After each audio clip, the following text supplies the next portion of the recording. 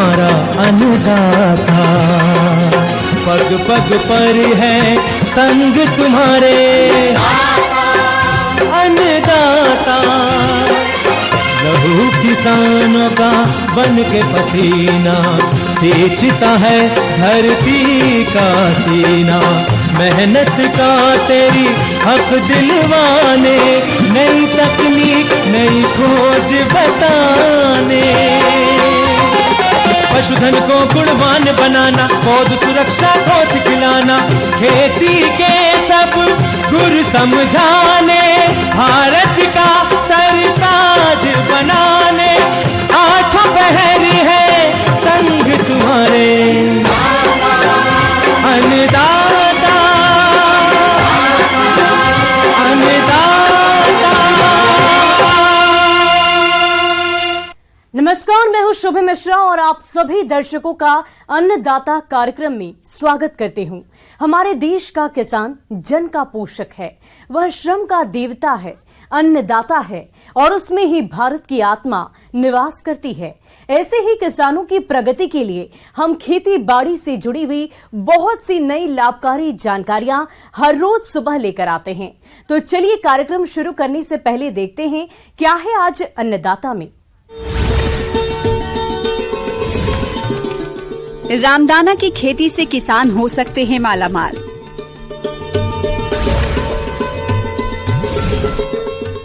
दुधारू पशुओं के नवजात बछड़े बछड़ियों की देखरेख।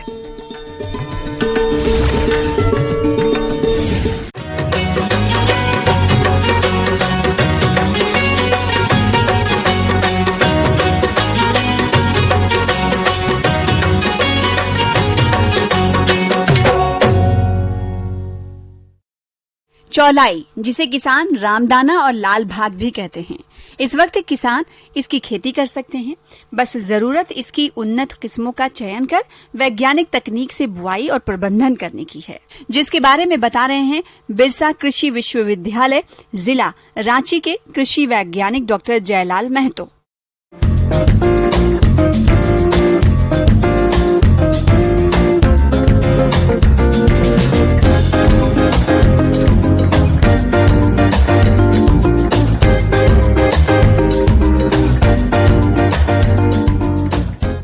आप इसको रामदाना के लाई के रूप में आप खा चुके हैं।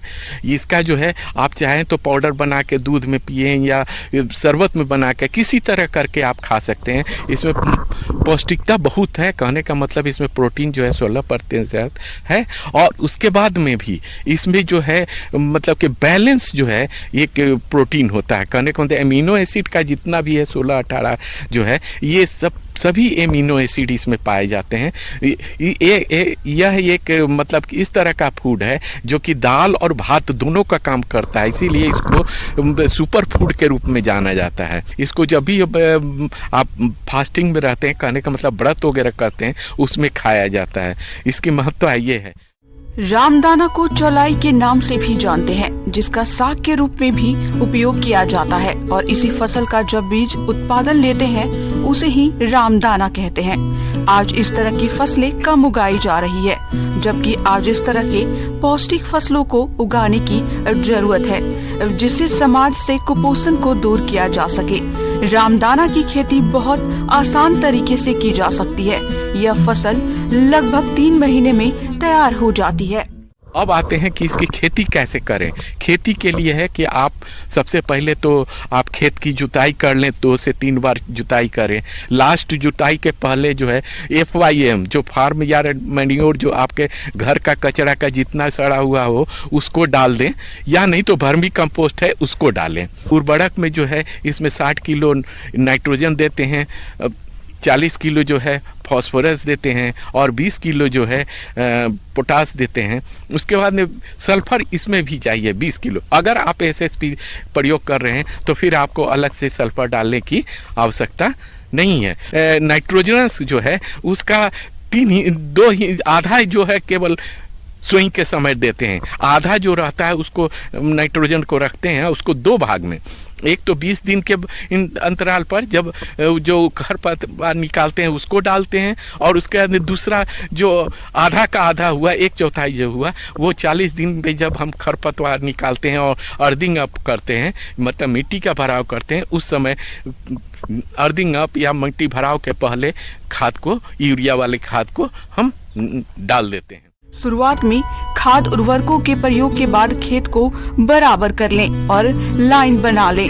बुआई लाइन में ही करें, क्योंकि लाइन में बुआई करने से फसल की देखरेख अच्छी होती है और उपज बढ़ती है। सीड रेट में भी ये चूंकि छोटा है तो इसमें जो है 2 किलो तो है 1 हेक्टेयर के लिए सफिशिएंट होता है। इसमें जो है आप बीज उपचार का ध्यान रखें। बीज उपचार करेंगे तो आप जो भी है, जो जमीन जनित जो है बीमारी वो रुक जाएगा। फिर उसके बाद में जो ऊपर से जो फंगल का है, फंगिसाइड से करेंगे तो फंगल बीमारी से बचाव होगी। अब जो है कि जब खेत तैयार हो गया तो अब जो है पंक्ति हम निकालते हैं, तो पंक्ति के लिए हमको 45 सेंटीमीटर की दूरी होना चाहिए, पंक्ति से पंक्ति।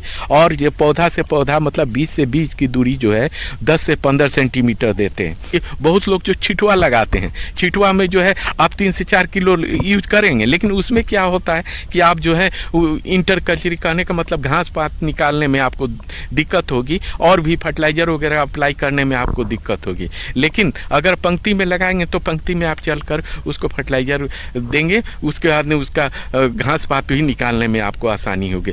अब एक बात और ध्यान देना है कि ये भी एक बहुत महीन दाना है, कहने का मतलब बहुत छोटा सा है। इसमें भी वही करते हैं कि महीन जो मिट्टी का बुरादा या गर्दा किया हुआ, पाउडर किया हुआ, उस मिट्टी को 3 भाग मिट्टी लेते हैं और 1 भाग बीज को लेते हैं और उसकी बुआई करते हैं। जब पंक्ति बन गया तो उसमें जो है पहले चूना का करें, अगर अम्लता हो तो चूना कर डालें, उसके अंदर लकड़ी से थोड़ा सा हल्का सा मिला दें ताकि वो फर्टिलाइजर या बीज के कांटेक्ट में नहीं आए। अब इसकी बुआई करने के बाद में अब जो है जब देखें कि अगर आपके खेत में नमी हो तब तो ठीक है, नहीं नमी है तो हल्का सा एक इरिगेशन दे दें, सिंचाई कर दें जिससे कि जर्मिनेशन हो। और उसके अंदर जब जर्मिनेशन हो जाए, पौधा का बढ़वार होता है, तो 20 से 25 दिन का अंतराल पर जो है आप खरपतवार को निकाल दें। उसके बाद में जब 40 दिन का हो जाए तो उसमें जो है ना मिट्टी को भी अर्थिंग अप, कहने का मतलब मिट्टी को चढ़ा देते हैं और चढ़ाने के बाद में, चढ़ाने के पहले थोड़ा सा हल्का सा खाद भी दे देते हैं। रामदाना की खड़ी फसल में रोग कीटों की समस्या बहुत ही कम ही आती है, इसलिए सिंचाई और उर्वरक प्रबंधन पर ही आपको अधिक ध्यान रखना है। इसके बाद कटाई मड़ाई पर विशेष ध्यान देने की जरूरत होगी। उसके बाद में जो है जब बढ़वार होती है, इसमें यूजुअली जो है अगर किसी तरह का बीमारी होता नहीं है और यूजुअली कीड़ा का नहीं है, लेकिन अगर कभी नवार होती है, इसमें यूजुअली जो है अगर किसी तरह का बीमारी होता नहीं है और यूजुअली कीड़ा का नहीं है, आप इसमें ध्यान दें कि जब ये पकने लगेगा, इसका पत्ता जो है पीला पड़ने लगे और जब पक जाए और जो फूल वगैरह है वो लगे कि हल्का सा फेड हो गया, कहने का मतलब कि हल्का हो गया, वो सूखने लगा, मैच्योर करने लगा, उसको हार्वेस्ट कर ले। किसान भाइयों, अभी तक आपने खेती से जुड़ी हुई कुछ उपयोगी जानकारियां देखी। अब लेते हैं एक छोटा सा ब्रेक, जल्द ही लौटेंगे और कार्यक्रम में आगे भी है खेती बाड़ी से जुड़ी महत्वपूर्ण जानकारियां, तो बने रहिए हमारे साथ।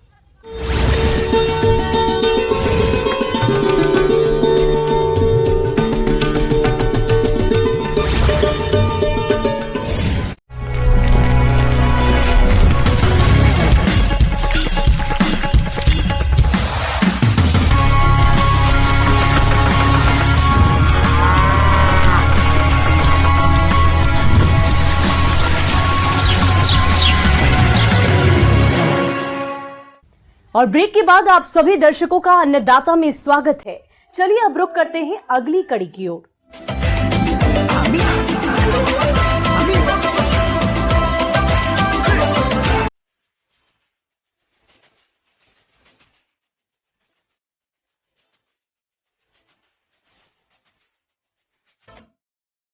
पशुपालक भाइयों, बछड़े और बछड़ियों की देखभाल शुरुआती दौर में अच्छी तरह से होना काफी महत्वपूर्ण है, क्योंकि आज की बछड़ी या बछड़ा कल की होने वाली गाय, भैंस या बैल हैं। इसलिए जन्म से ही इनकी सही देखभाल करना चाहिए, जिससे पशुपालक भाइयों का खर्च उनके पोषण पर कम आता है और सही समय पर दूध और आमदनी देने लायक हो जाते हैं। तो आप कैसे करें इनकी देखरेख, इसकी जानकारी दे रही हैं डॉक्टर शिवांगी शर्मा।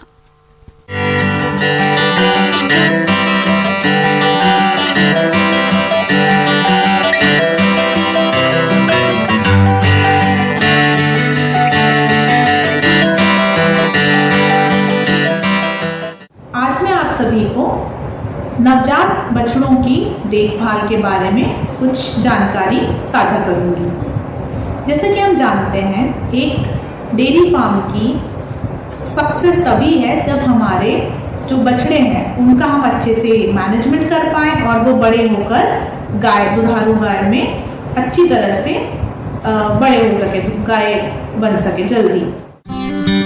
पशुपालक भाइयों जन्म के ठीक बाद बछड़े या बछड़ियों के नाक और मुंह से कफ, श्लेष्मा इत्यादि को साफ करें।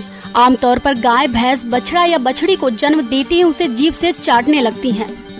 इससे नवजात के शरीर को सूखने में आसानी होती है और श्वसन तथा रक्त संचार सुचारू होता है। यदि गाय और भैंस नवजात को न चाटे तो ठंडी जलवायु की स्थिति में बछड़े के शरीर को सूखे कपड़े या टाट से पोंछकर सुखाएं। हाथ से छाती को दबाकर कृत्रिम श्वसन प्रदान करें। एक बहुत ज़रूरी पॉइंट ये भी है कि हमको जैसे ही बछड़ा पैदा होता है, हमको ये भी ध्यान रखना है कि जो उसकी नाभि, नेवल, जो हमने नेवल कॉर्ड काटी है, उसमें इन्फेक्शन नहीं होना चाहिए। उसको अच्छे से साफ सुथरे, एक तो साफ, एकदम साफ आपका ब्लेड, साफ बीपी ब्लेड यूज कीजिए। तो सबसे पहले हम नेवल कॉर्ड का सही तरीके से उसको काटेंगे और उसमें रोज कम से कम 5 से 7 दिन उसमें बीटाडीन लोशन हो गया या कोई एंटीसेप्टिक लोशन लगाएंगे, नहीं तो कम से कम पोटेशियम परमैंगनेट से तो वॉश कर ही देंगे।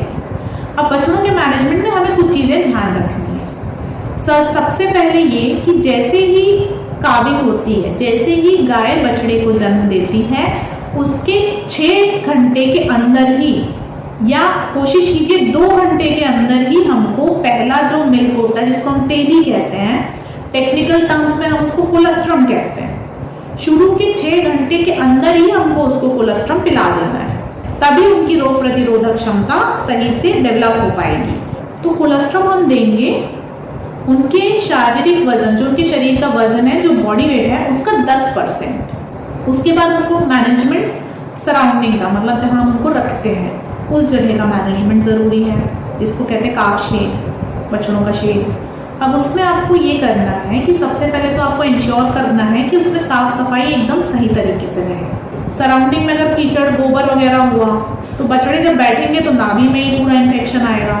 इसी वजह से हमको उनके जो जगह है जहाँ वो रहते हैं उसको भी साफ सफाई रखनी है।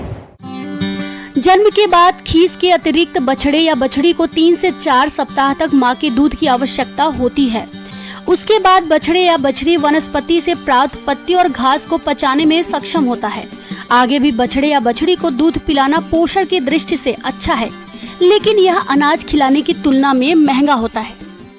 अगला हम बछड़ों की देखभाल में जो उनके फीडिंग का जो है, जब बछड़े थोड़े बड़े होते हैं, 3 महीने से बाद रहते हैं, उनको हमको धीरे धीरे अच्छा गुड क्वालिटी फीड, अच्छा दाना देना शुरू करना है। एकदम से हम उनके खान पान में परिवर्तन नहीं लाएंगे। जैसे हम पहले उनको दूध पिलाते थे, तो धीरे धीरे पहले दूध कम करेंगे और एक एक मुट्ठी दाना मिलाते जाएंगे। जो अचानक परिवर्तन होगा उससे बछड़ों को दस्त लग सकते हैं। तो एकदम इमीडिएट चेंज नहीं, अचानक परिवर्तन नहीं कि आज तक आप दूध पिलाते, कल से आप दाना खिला रहे हैं, नहीं। आज आप दूध पिलाइए, फिर दूध थोड़ा थोड़ा कम करेंगे, दाना बढ़ाते जाएंगे। सबसे पहले एक एक मुट्ठी दाना डालेंगे हर बछड़े को। फिर जब आपको लगेगा वो खा रहा है, कुछ दिन में उसको 2-2 मुट्ठी कर देंगे और दाने में भी अच्छी क्वालिटी का दाना है। फिर जब बछड़े धीरे धीरे बड़े होंगे, दाना खाने लगेंगे, उनका जो ल्यूमन है, जो पेट है, ल्यूमन डेवलप हो जाएगा। फिर धीरे धीरे हम दाना बढ़ाएंगे और साथ में भूसा और चारा धीरे धीरे ऐड करेंगे। ध्यान रखें, हर वक्त साफ और ताजा पानी उपलब्ध रहे। बछड़े या बछड़ी को जरूरत से ज्यादा पानी एक ही बार में पीने से रोकने के लिए पानी को अलग अलग बर्तनों में और अलग अलग स्थानों में रखें। पानी को विशुद्ध और रोगाणु तत्वों को हटाने के लिए आप पानी में एक्वा क्योर मिला सकते हैं। तो टीकाकरण के पहले हम एक और चीज ध्यान रखेंगे कि हमें उन्हें पटार की दवाइयाँ देनी, जिसको हम डीवर्मिंग कहते हैं। पटार की दवाई बाजार में भी बहुत ही इकोनॉमिक रेट पे मिलती है। पेट में होने वाली जो पटार है उसको पेट से निकालना या पटार का इलाज करना इसलिए जरूरी है क्योंकि अगर बछड़े के पेट में पटार रहती है तो जो भी हम उसे दाना देते हैं वो लगता नहीं है शरीर में, तो वजन नहीं बढ़ेगा उसका। दूसरी बात, हम टीका अगर कर देते हैं तो अगर हम पटार है और हम टीका कर देते हैं तो वो टीकाकरण फेल हो जाता है, जिसको हम वैक्सीनेशन फेलियर कहते हैं। इसलिए हम पहले पटार की दवाई खिलाएंगे जो कि वजन के हिसाब से होती है, बॉडी वेट के हिसाब से। साथ ही साथ हमें ये बहुत ध्यान रखना है कि अगर बछड़े 6 महीने के हो रहे हैं तो हमको टीकाकरण पे बिल्कुल जोर देना है। भारत में होने वाली बहुत जो गंभीर बीमारियां हैं वो हम सिर्फ टीकाकरण से रोक सकते हैं, जैसे FMD, HS, BQ आपके जो मुख्य हैं, ये प्रमुख हैं, ये बछड़ों में हम टीकाकरण, इनका जो टीकाकरण है ये 6 महीने की उम्र से ही स्टार्ट होता है। टीकाकरण के लिए आप सबसे पहले ध्यान रखें कि 6 महीने की उम्र में आप अपने पशु चिकित्सक को बुलाएं। टीकाकरण जो होता है जानवरों का वो सीजनल बेसिस पे भी होता है। 6 महीने में आपको FMD, HS, BQ का टीका लग जाएगा। उसके बाद 1 महीने बाद उसका बूस्टर लगता है, फिर वो साल में हर साल रिपीट होता है। तो ये जानकारी भी आपको अपने पशु चिकित्सक से मिल जाएगी। तो अब आप इस तरह से हम अपने बछड़ों का मैनेजमेंट, उनका देखभाल कर सकते हैं। आगे और भी है खेती बाड़ी से जुड़ी हुई बहुत सी रोचक जानकारियां, पर यहां पर रुकेंगे एक और छोटे से ब्रेक के लिए और जल्द हाजिर होंगे।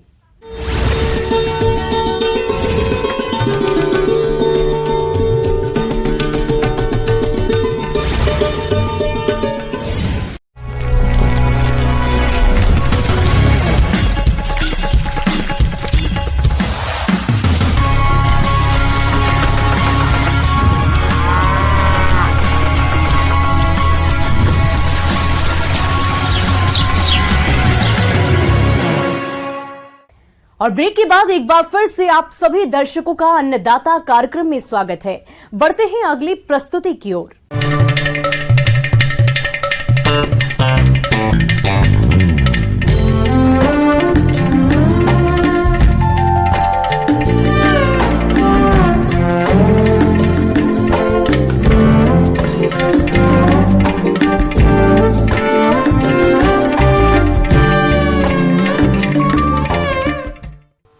औषधीय बेल कलिहारी की खेती करके अच्छी कमाई की जा सकती है। ये जोड़ों के दर्द समेत कई बीमारियों के उपचार में मददगार है। इसके अलावा कलिहारी का उपयोग कई तरह के टॉनिक और पीने वाली दवाइयों के निर्माण में किया जाता है। यही कारण है कि किसान इसकी खेती करते हैं। जिन किसानों ने इसकी फसल लगा रखी है वो अच्छे उत्पादन के लिए फसल की देखरेख कैसे करें, जानते हैं वन उत्पादकता संस्थान लाल गुटवा रांची के वरिष्ठ तकनीकी पदाधिकारी रविशंकर प्रसाद से।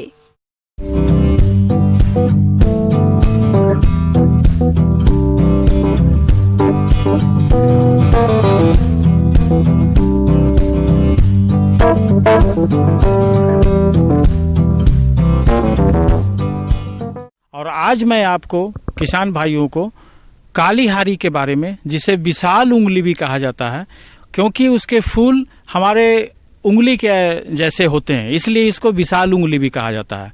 पौधा है, चूंकि इसके राइजोम का उपयोग हम लोग करते हैं, इसलिए उत्पादन के समय इसके पूरे पौधे को हम लोग को निकालना पड़ता है ताकि इसका हम लोग राइजोम निकाल सके और उसे सुखाकर बाजार में हम लोग बिक्री कर सके।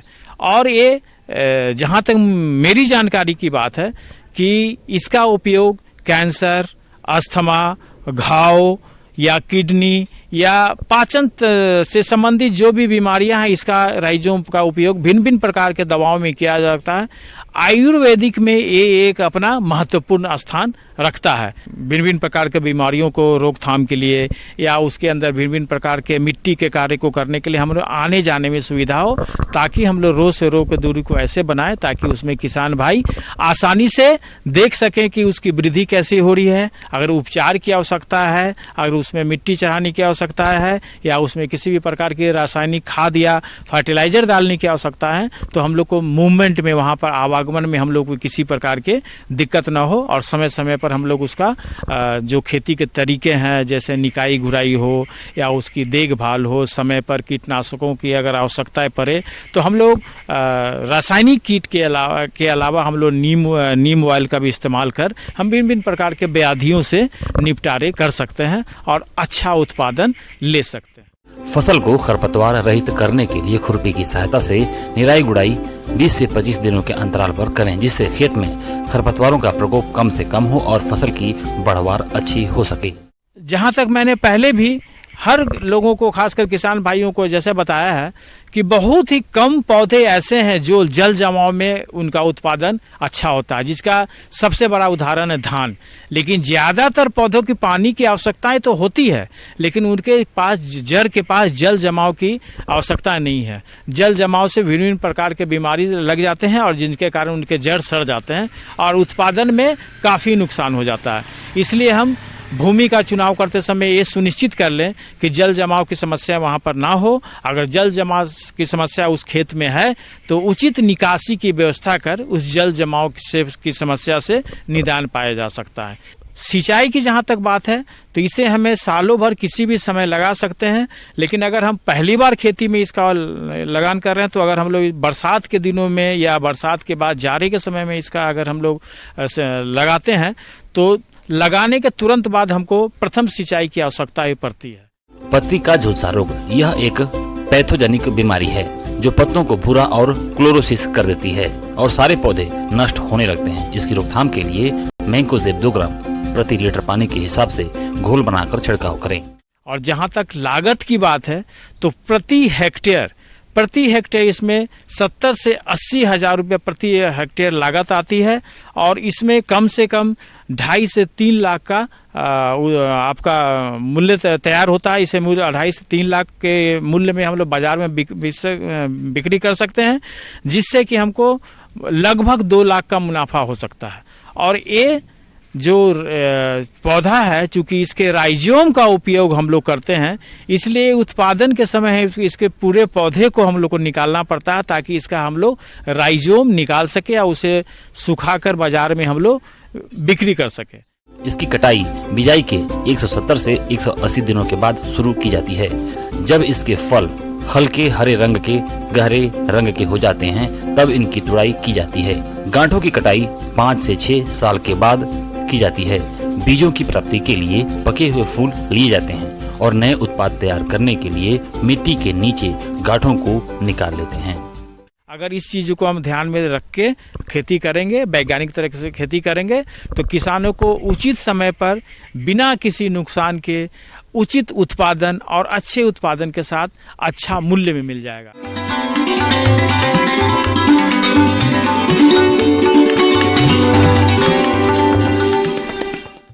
अन्नदाता हेल्पलाइन निशुल्क फोन संपर्क सेवा के माध्यम से आपके द्वारा पूछे गए प्रश्नों में से 1 या 2 महत्वपूर्ण प्रश्न को हम अपने कार्यक्रम में शामिल करते हैं और इसी के तहत आज किसान का सवाल और उसका जवाब कुछ इस प्रकार है। आज की अन्नदाता हेल्पलाइन में हमने जिस प्रश्न को शामिल किया है उसे पूछा है गांव मानेर, जिला पटना के रोहित मिश्रा ने। आपने लीची के बागों की देखरेख प्रबंधन पर जानकारी चाहिए है तो इसके लिए देखिए कार्यक्रम का यह अंश। ये बहुत अच्छे प्रश्न है कि अगर हम लीची का जो कटाई हो, जो बगीचा है, जो अगर हम उसमें हार्वेस्टिंग कर लिए हैं, उसके बाद अगर हम लीची का प्रबंधन, लीची के बगीचों का प्रबंधन ना करें तो उससे हमारे किसान को बहुत सारे नुकसान का सामना करना पड़ता है। तो इस बात को बहुत ध्यान से अपने बगीचे को प्रबंधन जरूर करें। जो हमारा कटाई होता है लीची का, तो उसके बाद जो अवशेष है लीची से जो कटाई, लीची के पेड़ से जो टहनियाँ वगैरह निकलते हैं, जो पत्ते होते हैं, उसको हम लोग बगीचे से साफ़ कर लेते हैं और हमारा जो अनवांछित जो टहनियाँ हैं, जो तना है, उसको हम लोग काट के निकाल देते हैं ताकि हमारा जो पेड़ है अच्छे से वृद्धि, अच्छे से डेवलप कर सके।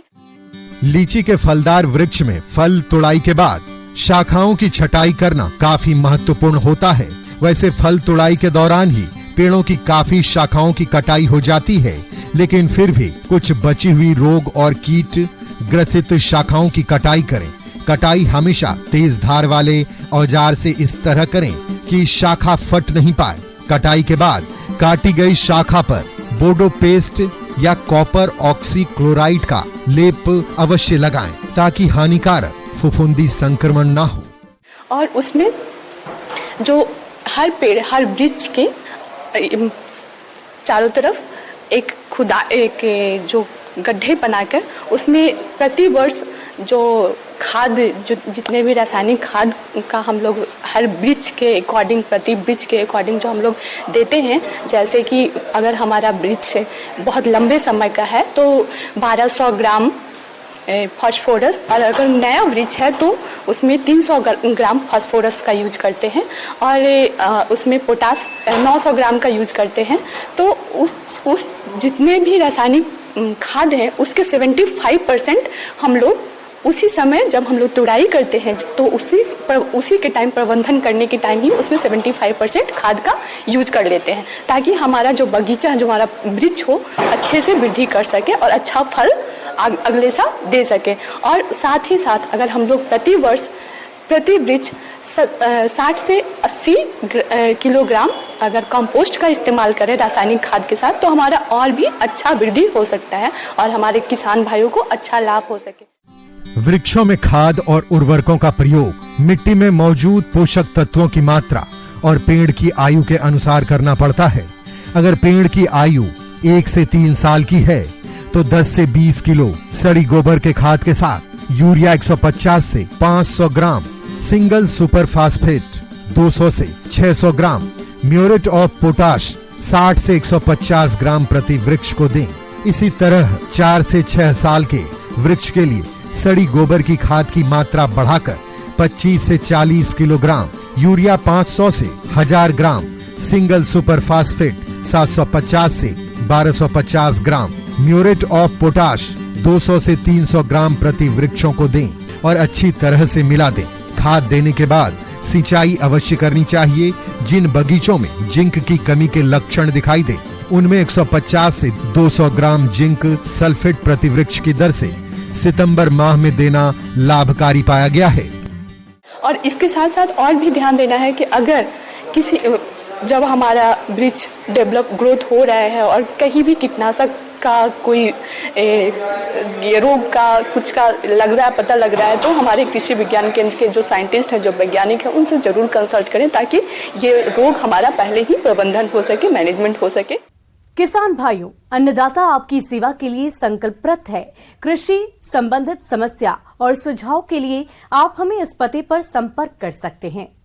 प्रोड्यूसर अन्नदाता, news 18 Bihar Jharkhand, Ramoji film city, Hyderabad 501512, और साथ ही आप हमें ईमेल भी कर सकते हैं।